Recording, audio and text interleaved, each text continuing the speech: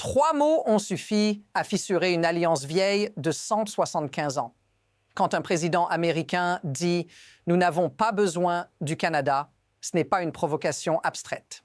C'est une phrase qui touche directement le prix que vous payez à la pompe, votre facture d'électricité, la stabilité de l'économie dans laquelle vous vivez. Et c'est précisément pour ça que cette déclaration est si dangereuse, parce qu'elle entre en collision directe avec une réalité que personne ne peut contourner par un discours. Pour la première fois dans l'histoire moderne, un président des États-Unis a regardé la frontière la plus longue et la plus pacifique du monde, le plus proche allié que l'Amérique ait jamais eu, et a affirmé, sans hésiter, « Le Canada dépend entièrement des États-Unis. Nous ne dépendons pas du Canada. » Ce ne sont pas des mots sortis de leur contexte. Il les a répétés. Il a construit tout un récit autour de cette idée. Et c'est là que le paradoxe commence.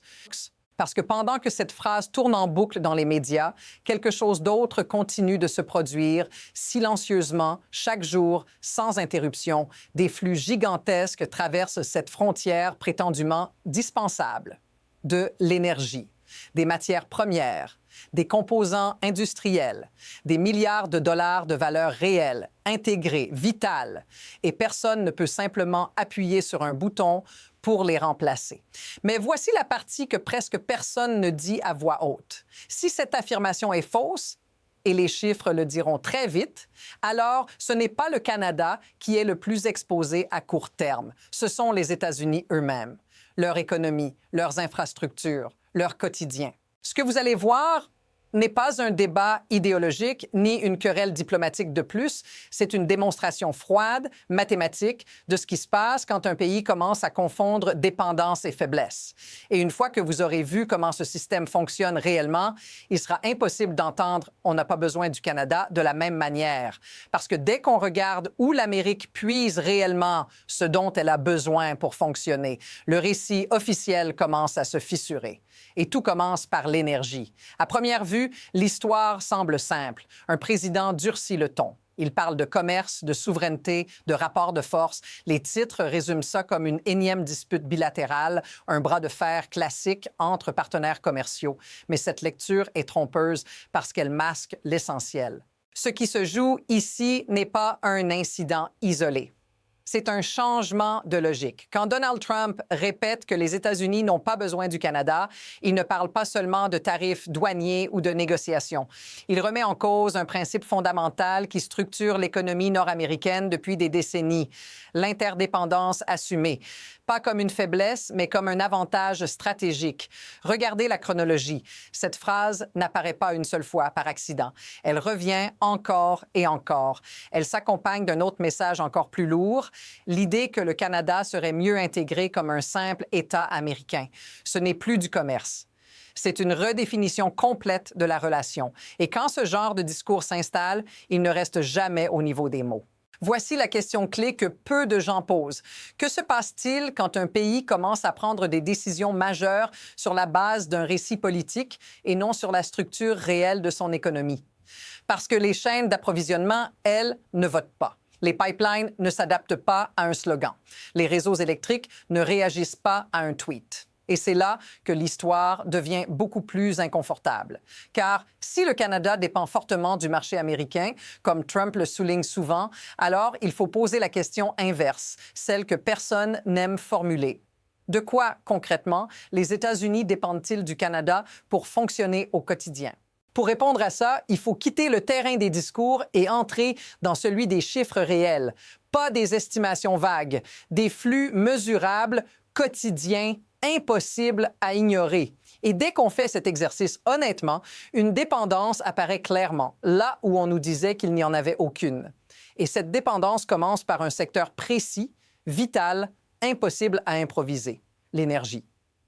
Commençons par un fait brut, impossible à contourner. Chaque jour, sans exception, 4,1 millions de barils de pétrole brut canadien traversent la frontière vers les États-Unis. Pas certains jours, pas en période de crise, tous les jours.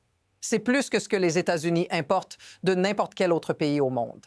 En 2024, le Canada a fourni 63 % de l'ensemble des importations américaines de pétrole brut. 63 %.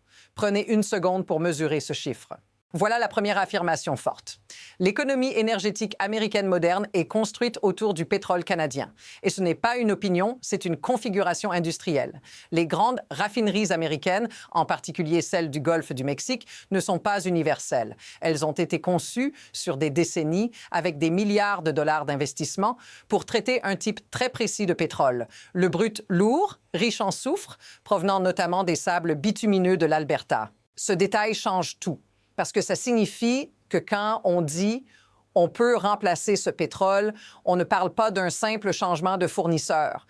On parle de remplacer du jour au lendemain plus de 4 millions de barils par jour d'un brut spécifique avec des alternatives qui, dans les faits, n'existent pas à cette échelle. Le Venezuela, sa production s'est effondrée. Le Mexique, elle baisse d'année en année. Le Moyen-Orient, techniquement possible, mais au prix de chaînes logistiques à reconstruire, d'ajustements lourds et d'une dépendance accrue à des régions où la stabilité se compte en semaines, pas en siècles. Mais voici la partie que beaucoup ratent. Même si une alternative existait sur le papier, les raffineries américaines ne peuvent pas simplement appuyer sur un bouton et changer de régime. Elles sont physiquement adaptées à ce brut canadien. Les remplacer ou les modifier prendrait des années. Et pendant ce temps-là, l'économie, elle, continue de consommer. Et maintenant, regardez ce qui n'est presque jamais mentionné dans les discours. Le pétrole n'est qu'un morceau du puzzle, parce que le Canada ne fournit pas seulement du brut, il fournit aussi 98 % des importations américaines de gaz naturel. 98 %. Quand des foyers du Midwest se chauffent en hiver, quand des centrales du Nord-Est produisent de l'électricité pour éviter les coupures lors des pics de consommation, ce gaz arrive majoritairement par des pipelines canadiens construits sur des décennies. Et l'électricité suit la même logique. Le Canada représente 82 % de toute l'électricité importée par les États-Unis. Pas comme un bonus occasionnel, mais comme un élément de stabilité du réseau. Des États comme New York, le Michigan ou le Minnesota en dépendent pour équilibrer la demande et éviter les pannes lors des périodes critiques. Alors, arrêtons-nous une seconde.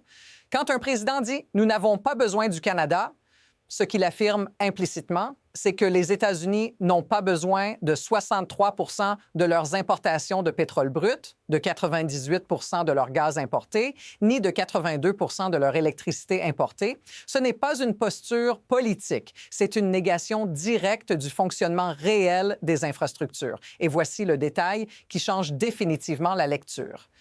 En 2024, l'ensemble de la relation énergétique entre les États-Unis et le Canada représentait 151 milliards de dollars. Ce ne sont pas des concessions arrachées par un partenaire rusé. Ce sont des entreprises américaines, des services publics américains, des consommateurs américains qui ont choisi cette énergie parce qu'elle est proche, fiable et parfaitement adaptée à leur système. La vraie question n'est donc pas « le Canada dépend-il des États-Unis ?» Elle est beaucoup plus inconfortable. Que se passe-t-il quand un pays décide de nier une dépendance qui est déjà inscrite dans ses pipelines, ses raffineries et son réseau électrique? Parce qu'à partir de là, l'énergie n'est plus un sujet abstrait. Elle devient un point de rupture. Et ce n'est que le début, parce que dès qu'on sort de l'énergie, les chiffres deviennent encore plus difficiles à ignorer.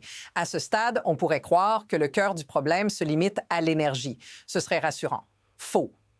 Parce que dès qu'on élargit le cadre au commerce dans son ensemble, l'ampleur réelle de la dépendance mutuelle devient impossible à minimiser. En 2024, le Canada a été le premier marché d'exportation des États-Unis. Pas le deuxième, pas parmi les plus importants. Le premier. Les entreprises américaines ont exporté pour 350 milliards de dollars de biens vers le Canada en une seule année. Des machines, des véhicules, des produits agricoles, des équipements industriels, des millions d'emplois américains dépendent directement de ce flux. En face, les États-Unis ont importé environ 413 milliards de dollars de biens canadiens. Ce chiffre est immédiatement brandi comme une preuve de déséquilibre, un déficit d'environ 62 milliards. Mais c'est ici que le raisonnement politique commence à se heurter à la mécanique économique parce que ce calcul ne raconte qu'une partie de l'histoire. Dès qu'on inclut les services, finances, ingénierie, technologie, consulting, le déficit se réduit fortement. Selon la méthode de calcul, il tombe entre 35 et 45 milliards de dollars. Et même ce chiffre reste trompeur parce qu'il suppose que le commerce fonctionne comme un jeu à somme nulle. gagnant contre perdant. Ce n'est pas le cas ici. Voici le détail qui change complètement la perspective. Environ 50% des échanges entre les États-Unis et le Canada ne concernent pas des produits finis. Ce sont des composants, des matières premières, des biens intermédiaires qui traversent la frontière plusieurs fois avant d'atteindre le consommateur final. Les deux économies ne se font pas face, elles sont imbriquées. Prenez l'industrie automobile. Quand un pick-up sort d'une chaîne d'assemblage dans le Michigan, certaines de ses pièces ont déjà traversé la frontière plusieurs fois. L'acier peut venir de l'Ontario. Il est transformé dans l'Ohio. Il repart au Canada pour un traitement supplémentaire, puis il revient aux États-Unis pour l'assemblage final. À quel moment exact ce véhicule cesse-t-il d'être canadien ou américain? La question n'a même plus de sens. Et ce modèle ne s'arrête pas aux voitures. Il s'applique à l'aluminium, au bois, à l'agroalimentaire, aux produits chimiques, aux semi-produits industriels, des chaînes conçues sur des décennies, optimisées pour la proximité géographique, la fiabilité juridique et la stabilité politique. Mais voici la partie que beaucoup trouvent contre-intuitive. Oui, le Canada dépend fortement du marché américain. En 2023, 76% de toutes ses exportations de marchandises étaient destinées aux États-Unis. C'est une dépendance réelle, assumée, structurelle, mais cette asymétrie cache un miroir. Parce que pour les entreprises américaines, le Canada n'est pas un client parmi d'autres. C'est le client le plus simple, le plus prévisible, le moins risqué. Et quand ce client devient soudainement instable, ce n'est pas seulement le vendeur qui souffre, c'est toute la chaîne qui se grippe. C'est précisément ce qui se produit quand on impose brutalement des droits de douane de 25% à son principal partenaire commercial. Ce n'est pas une punition ciblée, c'est une onde de choc qui traverse ses propres usines, ses propres marges, ses propres consommateurs. Et c'est là que l'histoire accélère, parce qu'à partir du moment où ces tarifs entrent en vigueur, les conséquences ne restent pas théoriques. Elles deviennent mesurables, rapides et difficiles à contrôler. Et c'est exactement ce qu'on a vu se produire, presque immédiatement. Quand les tarifs de 25% sont entrés en vigueur début 2025, l'impact n'a pas mis des années à apparaître. Il a frappé en quelques semaines. En avril, les exportations canadiennes vers les États-Unis avaient chuté de 26% par rapport à leur pic de janvier. 26%. Ce n'est pas un ajustement progressif, c'est une rupture nette. Du côté canadien, les effets ont été brutaux. La production manufacturière s'est contractée. Des provinces comme l'Ontario et l'Alberta, fortement dépendantes des exportations vers les États-Unis, ont vu des entreprises geler des investissements, annuler des projets d'expansion et commencer à licencier. Trouver d'autres marchés à cette échelle n'est pas une question de volonté. L'infrastructure, les volumes, les relations commerciales n'existent tout simplement pas. Mais voici la partie que beaucoup n'avaient pas anticipée. Ces tarifs n'ont pas seulement frappé le Canada, ils ont immédiatement rebondi sur l'économie américaine. En avril 2025, les importations totales des États-Unis ont chuté de 20%.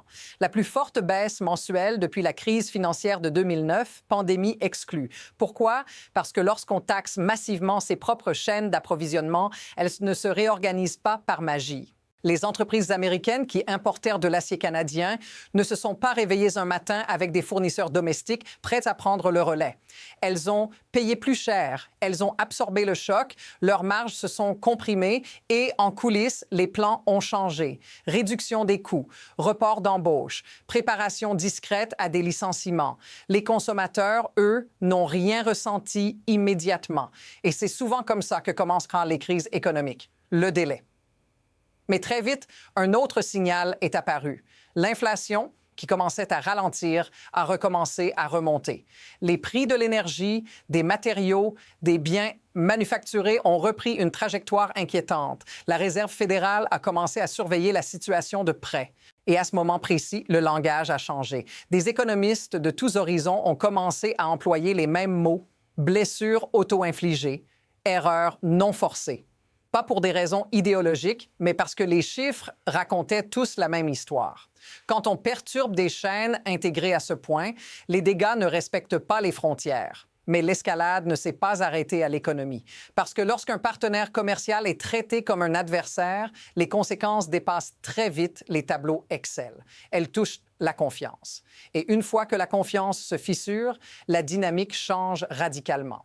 Pour la première fois dans l'histoire moderne, un premier ministre canadien s'est adressé à ses citoyens en parlant de « jours sombres provoqués par un pays que nous ne pouvons plus considérer comme fiable ». Et il a nommé ce pays, pas la Russie, pas la Chine, les États-Unis. Ce n'était pas une posture électorale, c'était le signal public d'une rupture profonde. À partir de là, la relation a basculé dans une zone totalement nouvelle. Une zone où les mots, les menaces et les symboles commencent à produire des effets politiques et sociaux durables. Et ce qui s'est passé ensuite, peu de gens étaient prêts à l'imaginer. Parce qu'une fois que la confiance politique se brise, la réaction ne reste jamais abstraite. Elle devient émotionnelle, identitaire, mesurable. Et au Canada, la réponse a été rapide, massive et sans précédent. Selon des sondages réalisés en 2025, 90% des Canadiens rejettent catégoriquement toute idée d'annexion par les États-Unis. 90%. Dans un pays où les consensus nationaux sont rares, c'est presque unanime. Et ce chiffre devient encore plus révélateur quand on regarde le suivant. 82% des Canadiens ont déclaré qu'ils préféreraient redevenir un dominion de l'Empire britannique plutôt que d'être intégrés aux États-Unis. Prenez une seconde pour mesurer ce que ça signifie réellement. Ce n'est pas une nostalgie coloniale. C'est un rejet frontal, une ligne rouge. Le signe qu'un discours perçu au départ comme du théâtre politique a été interprété comme une remise en cause directe de la souveraineté nationale. À partir de là, le ton change, le comportement change, les choix économiques changent. Le nationalisme canadien, habituellement discret, a explosé. Les campagnes « Acheter canadien » se sont multipliées, pas comme un geste symbolique, mais comme un acte délibéré. Des consommateurs ont commencé à éviter activement les produits américains, pas par obligation, par choix, par message, et ce basculement se voit dans les chiffres. Les voyages automobiles des Canadiens vers les États-Unis ont chuté de 31% sur un an, pas à cause du prix de l'essence, pas à cause du taux de change, mais parce que des millions de Canadiens ont décidé de ne plus dépenser leur argent dans un pays dont le président parle de leur nation comme d'un territoire à absorber. Mais voici la partie qui inquiète vraiment les stratèges à Washington. Cette réaction ne se limite pas aux consommateurs. Elle touche les décideurs. Les entreprises canadiennes ont commencé, discrètement mais systématiquement, à chercher des alternatives. Nouveaux partenaires en Europe, accords en Asie, réduction progressive de l'exposition au marché américain, lentement, coûteusement, mais irréversiblement. Et ce mouvement s'est accompagné d'une réponse politique. Le Canada a imposé des droits de douane de rétorsion sur 30 milliards de dollars de biens américains, avec 125 milliards supplémentaires identifiés si l'escalade se poursuit. Ce n'est pas un coup de colère, c'est un plan, une démonstration de capacité. Puis une idée est apparue. Une idée qui, quelques années plus tôt, aurait été impensable. Des provinces canadiennes ont évoqué la possibilité de restreindre certaines exportations d'énergie vers des États américains. L'Ontario a même mentionné la fourniture d'électricité au Michigan, au Minnesota et à l'État de New York. L'option a été écartée, mais le simple fait qu'elle ait été formulée publiquement dit tout. Parce qu'à partir du moment où l'énergie devient un levier politique envisageable entre alliés historiques, la relation a déjà changé de nature. Et pendant que ce climat s'installe au nord de la frontière, le discours au sud devient plus dur, plus personnel, plus inquiétant. Car ce qui avait commencé comme une provocation économique s'est transformé en quelque chose de beaucoup plus grave. Une remise en cause ouverte de l'existence même du Canada en tant qu'État souverain. Et c'est là que les comparaisons internationales commencent à apparaître. À ce stade, il serait facile de rester dans l'indignation. Mais pour comprendre ce qui se passe vraiment, il faut changer d'angle. Ce n'est pas une question de personnalité. Ce n'est même pas uniquement une question de politique étrangère. C'est un problème de système. Voici le mécanisme central. Les relations économiques modernes ne reposent plus sur la domination directe, mais sur l'interdépendance structurée. Des chaînes de valeur longues, intégré, optimisé pour la stabilité. Et pendant des décennies, les États-Unis ont été au centre de ce système, non pas parce qu'ils imposaient leur volonté, mais parce qu'ils étaient prévisibles. Les règles tenaient, les alliances tenaient, les contrats tenaient. Quand ce cadre existe, le pouvoir est invisible. Il ne s'exerce pas par la menace, mais par l'attraction. Les entreprises investissent, les partenaires s'alignent, les alliés coopèrent parce qu'ils y trouvent un intérêt durable. C'est ce qui a fait de l'Amérique le nœud central de l'économie mondiale pendant plus d'un demi-siècle. Mais ce système a une fragilité. Il repose sur une chose qui ne se décrète pas, la confiance. Et dès que cette confiance est remplacée par l'imprévisibilité, le calcul change instantanément. Les acteurs rationnels ne protestent pas toujours. Ils s'adaptent, ils diversifient, ils se couvrent contre le risque. C'est exactement ce qu'on observe ici. Le discours « nous n'avons besoin de personne » peut sembler viril, puissant, rassurant politiquement, mais dans un système interdépendant, il agit comme un signal d'alarme. Il dit aux partenaires « ce lien peut être rompu à tout moment » et à partir de là, chaque acteur commence à réduire son exposition. Ce n'est pas spectaculaire, ce n'est pas immédiat. C'est silencieux. Une usine construite ailleurs, un contrat signé avec un autre pays, un investissement redirigé, pris isolément, ces décisions semblent insignifiantes. Ensemble, elles déplacent le centre de gravité économique. Et voici l'insight clé que les médias traditionnels manquent souvent. Le vrai pouvoir ne disparaît pas le jour où une alliance se brise. Il s'érode progressivement quand les autres cessent de vous considérer comme indispensable, quand ils ne vous voient plus comme une base stable, mais comme un risque à gérer. Dans cette logique, le Canada n'est pas un cas isolé. Il devient un test, un signal envoyé au reste du monde. Si les États-Unis sont prêts à exercer une pression économique maximale sur leur allié le plus proche, le plus intégré, le plus fiable, alors aucun partenaire n'est réellement à l'abri. Et c'est pour ça que ce moment dépasse largement la relation entre deux pays voisins. Il révèle une transformation beaucoup plus profonde. Le passage d'un leadership fondé sur la confiance à une tentative de contrôle fondée sur la contrainte. Historiquement, ce type de bascule n'affaiblit pas les adversaires en premier. Il fragilise le centre. La question n'est donc plus de savoir qui a raison dans ce conflit précis. La vraie question est celle-ci. Que devient un système mondial quand l'acteur central commence à se comporter comme s'il pouvait s'en retirer sans coup? Parce qu'à partir de là, l'avenir ne dépend plus des discours. Il dépend des trajectoires qui se mettent déjà en place. Et elles pointent toutes vers une bifurcation imminente. À partir d'ici, l'histoire n'avance plus en ligne droite. Elle se divise. Deux trajectoires se dessinent et aucune n'est confortable. Première possibilité, la désescalade. Sous la pression des marchés, des entreprises et des électeurs, le discours se modère. Les tarifs deviennent un outil de négociation temporaire, pas une arme permanente. Un compromis est trouvé. Assez pour sauver la face, assez pour empêcher l'effondrement. La relation ne revient pas à ce qu'elle était, mais elle se stabilise. Les flux repartent, les chaînes tiennent encore. Le choc est absorbé, au prix de dégâts limités mais durables. Mais il y a une deuxième trajectoire, beaucoup plus inquiétante, celle de l'inertie. Le discours continue, les menaces deviennent routinières. Les partenaires cessent d'attendre un retour à la normale et agissent en conséquence. Les entreprises canadiennes accélèrent leur diversification. Les alliés américains font la même chose, discrètement. Les investissements se déplacent lentement, mais sûrement vers des zones perçues comme plus prévisibles. Et dans ce scénario, quelque chose de crucial se produit. Même sans rupture officielle, l'intégration commence à se déliter. Pas d'un coup, par couches successives. Un fournisseur remplacé, un contrat non renouvelé, une usine construite ailleurs. Ce sont des décisions rationnelles, défensives, prises individuellement, mais ensemble, elles créent une dynamique irréversible. Voici le point clé. Les chaînes d'approvisionnement peuvent être détruites très vite, mais elles se reconstruisent rarement au même endroit. Une fois qu'un acteur a investi des milliards pour éviter un risque, il ne revient pas en arrière parce que le ton politique s'est adouci. Le coût psychologique et financier est déjà payé. Et c'est pour ça que le prochain moment critique approche rapidement. La révision de l'accord commercial nord-américain prévu pour 2026. Un rendez-vous qui aurait pu être technique, presque administratif. Il devient désormais un point de bascule. Soit il sert de soupape, soit il devient le déclencheur d'une rupture beaucoup plus large. Les signaux envoyés jusqu'ici ne sont pas rassurants. L'administration américaine a clairement indiqué qu'elle était prête à laisser l'accord s'effondrer si elle n'obtient pas ce qu'elle veut. Pas comme une menace vide, comme une option assumée.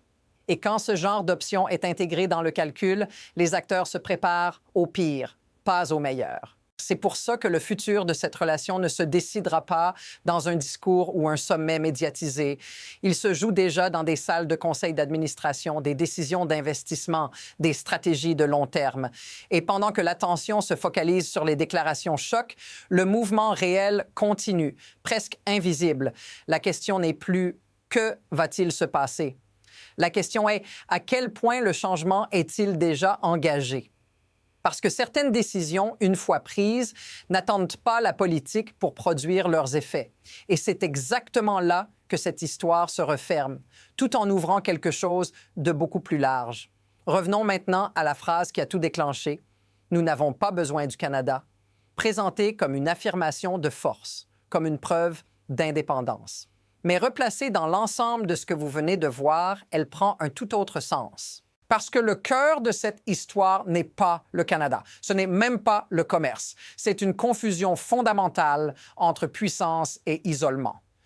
Dans le monde moderne, ne dépendre de personne n'est pas un signe de force. C'est un fantasme.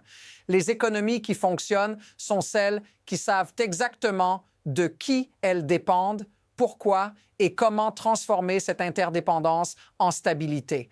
Pendant des décennies, l'Amérique n'a pas été forte parce qu'elle pouvait se passer des autres. Elle a été forte parce que les autres avaient intérêt à travailler avec elle, parce que ses alliances étaient fiables, parce que ses règles tenaient, parce que sa parole avait du poids. Ce capital-là ne se mesure pas dans un déficit commercial, il se mesure dans les choix que les autres font quand personne ne les regarde. Et c'est ça, le vrai risque de cette séquence. Pas une hausse temporaire des prix, pas même un ralentissement économique, mais l'idée qui s'installe lentement chez les alliés que les États-Unis ne sont plus un pilier, mais une variable instable, quelque chose à gérer, à contourner, à limiter. Une fois que cette idée s'ancre, elle ne disparaît pas avec un changement de ton ou une nouvelle administration. Elle continue de produire des effets, des investissements qui ne reviennent pas, des chaînes qui se déplacent ailleurs, une influence qui s'effrite sans faire de bruit. Alors oui, sur le papier, l'Amérique peut dire qu'elle n'a besoin de personne. Mais la réalité, elle, fonctionne autrement. Les chiffres ne votent pas. Les pipelines ne négocient pas. Les réseaux électriques n'écoutent pas les discours. Ils obéissent à des contraintes physiques, économiques, mathématiques. Et tôt ou tard, ces contraintes s'imposent à tout le monde. Si cette analyse t'a permis de voir au-delà des slogans et des gros titres, abonne-toi pour les prochaines vidéos parce que cette histoire ne s'arrête pas ici. Elle s'inscrit dans quelque chose de beaucoup plus vaste. Et la prochaine pièce du puzzle est déjà en train de se mettre en place hors caméra.